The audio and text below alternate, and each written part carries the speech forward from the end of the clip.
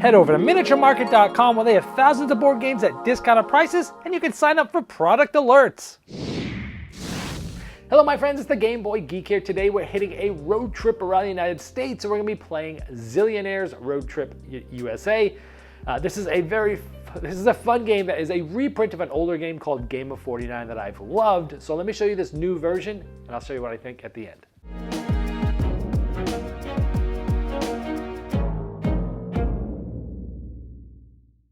In Zillionaires Road Trip USA, you're going to be going to all sorts of quirky but real places like Bubblegum Alley in St. Louis Obispo, the world's tallest bottle of wine, the last Blockbuster in Bend, Oregon, the world's largest ketchup bottle, or the Museum of Bad Art. These are places that actually exist, but you're going to be going to them in this game. There's also a double-sided insert in the game that actually talks about each of these historical places and gives you some more history about them. So here's the board. There are 49 different spots that we'll see, and one of them will come up randomly, like this number 20, the Museum of Bad Art. We'll put this for sale sign on. People are trying to buy that spot there. Now, every player starts with $49. Money is hidden in this game, and money is paper money, but you'll be able to hide it in your hand, and the player that drew this card will start the auction. It starts at a certain amount of money, like 2 zillion, because these are all zillions. So they go around and they'll start with at least 2 zillion, and you'll keep going around. If you pass, you're out. The last one standing, so maybe they got up for 7 zillion. They use this cool little gavel to hit the table, and they basically place one of their colored chips here, like this. Now, if you've ever played Connect 4 as a kid, you'll recognize this, because to win this game, you just want to have 4 in a row, either vertically, horizontally, or diagonally. You only need 3 in a row if you're playing with 5 players, though. However, you can bet if someone has 3 in a row like this and this one's for sale, people are going to be trying to outbid them and essentially block them, so they will not be able to get 4 in a row here. So let's say after 5 rounds here, another card comes up. So you see this player's gotten 2, this one's gotten 1, 1, and 1. And let's say this card comes up. Now what this is it's a minimum bid of 5 zillion, and whoever wins gets to place it on any of these spots that are open, meaning there's not a chip there. So let's say this player wins it, and they're gonna go, let's say they wanna go to the 31, because it's in this little spot here. Now they got 2 in a row. Now, at the end of one of these sort of wild ones, there's always a payday. Everybody, regardless of who won, gets 7 zillion per chip they have on the board. So white's getting 7, red's getting 7. Yellow's getting 14, and they're getting 14. So the more chips you have on there, the more money you'll get, sort of like an engine building of money, if you will. Statistically, these wild cards come out about every 5 cards, but in reality, it doesn't really measure up like that. One more twist of the game is there are 5 of these 49 cards. It's a zillion minimum bid. Now, if you win this, you will go on the 49 spot, which is great. It's in the middle. Now, this is the only spot that someone can get bumped. Let's say later on, another different 49 card comes up, and let's say this blue player won it. They will bump this player off. They just get this back. It's the only spot you can bump somebody off. However, let's say even later on, another 49 card comes up, and this player wins it. If you have the 49 spot and you win it, you can go anywhere that's open, sometimes getting you really close or even to a win. That's pretty much how you play the game. First one to get 4 in a row or 3 with 5 players is the winner. And the last thing I want to mention is this is an auction game. Not a lot of them work with 2 players. This one does, because after 7 chips, you actually start getting less and less money. So you want to take up a certain part of the board, but you don't want to just willy-nilly put chips out, because as you get more and more chips, you actually get less money when the payouts happen. It makes it very strategic for 2 players as well. Yeah, so as I mentioned in the intro, this was originally printed as the Game of 49, and this came out originally in 2014. I fell in love with this game right away, and I was one of the first media creators to really be pushing this game a lot.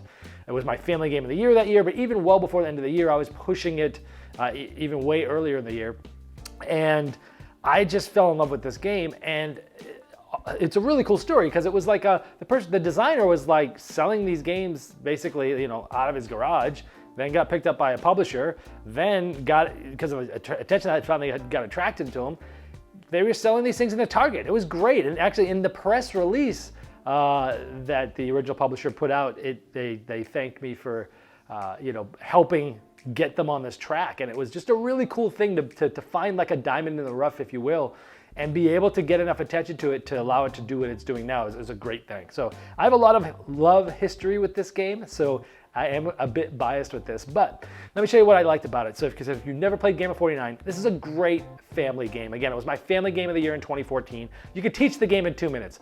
Hey, it's like Connect 4. You're getting 4 in a row. We're gonna just simply bid with our money, and we're gonna get spots. 4 in a row wins, and then teach them about the money. Every 5th card about, you're gonna get paid out money for $7 for every chip you have on the board. Let's go. I mean, that's it. I just taught you actually in less than a minute. It is basically Gamer Connect 4. I love it when games sort of take nostalgic games from back in the day that most people are familiar with, and then they do something more gamery with it, and that's this. It is basically Connect 4 with an auction, but that whole money thing just really changes everything. I like that you can basically up the bid for a desirable space. You see a space come out that someone really is gonna want, or 2 people are gonna want, throw your hat in the ring, start upping the bid. You know that they're gonna want it more than you are, so you can sort of make that more expensive for them. You gotta be careful though, because if you try to make it too expensive, they'll pass, you'll get it, and you don't even really want it, you just spent a lot of money, so there's a lot of tension there in doing that. The payouts, these payouts that come out every 5th card or so statistically, the ones with the wilds, that's also a cool thing is you know, on those payout ones, if you win that one, you get that wild spot in that area. And essentially it's like an engine building of money, which is kind of cool because you're getting more and more money the more and more chips you get out. So towards the beginning of the game, everyone's like out there firing, but then towards the end, when you really need the early spots, are you gonna have the money or not? Also, the middle spot is really cool because that's the only place you can get bumped, but if you're there and you win it, you get to go anywhere that's open. Really cool aspect there. The timing your cash for the payouts, again, statistically it's every 5 cards, but that doesn't mean it's gonna happen. It's really interesting. This is what makes the game very different. And every time you play this game, it will feel different. Sometimes someone will get some early chips out and 2 or 3 payout cards will come in a row. That person's in a huge lead. We're gonna have to fight with them for the rest of the game. Almost the rest of the players are gonna have to try to gang up on them, right? But sometimes, and these are the games I like more, is when everyone is sort of like going real hard with cash at the front, but then we've gone like 10, 12 cards with no payout.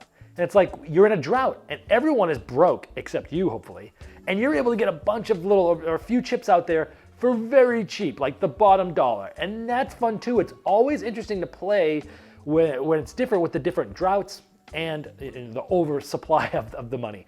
And again, statistically it's every 5 cards, but I've played games where they've been long droughts, way longer than you imagine. Where they come out a bunch in a row, it really makes every game feel different. And you can't just play with one strategy all the time. You've got to like feel what the game's doing and what it's doing that time and react to that, and I like that. So taking advantage of those droughts and stuff is it's really good. I don't know of a lot of auction games. In fact, I don't know any that are great with 2 players. This one is, because once you get up to 7 chips, you max out at the $49, but every chip after that, you get less money. So like you're racing to 7 chips, but you don't really want to get a whole lot more because you're gonna have diminishing return. It just works brilliantly. Auction game with 2 players shouldn't work, but this does, and it worked great. The only negative is essentially you're gonna have to stop somebody from winning at some point. And to do so, somebody else might even have enough money to stop it to win it, but you're further clockwise from them, and they're like, pass. It's up to you. You're gonna have to stop them or they win. And you kind of just have a choice. Either I'm just gonna let them win, or I'm gonna stop them. If you stop them, most likely what's gonna happen is the person that could have stopped them is gonna win, or that other player's gonna win. Like you kind of stop someone from winning, but it ends up helping someone else winning, and either way you don't win. That can happen pretty often in this game.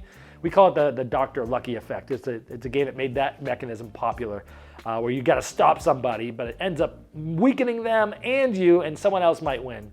Now granted, it probably will happen 3 or 4 times where someone stops someone right before they win, so it kind of passes the buck a little bit. It's kind of like a hot potato. Somebody will end up winning.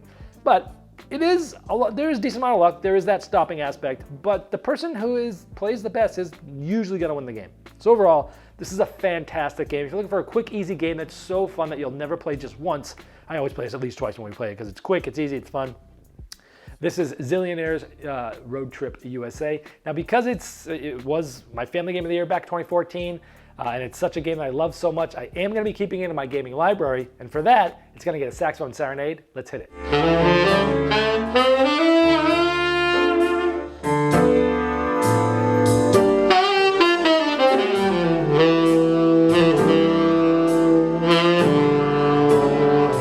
Game Toppers not only transforms your existing table to a high-quality gaming solution, they now offer full leg kits and dining cover solutions for the full table application.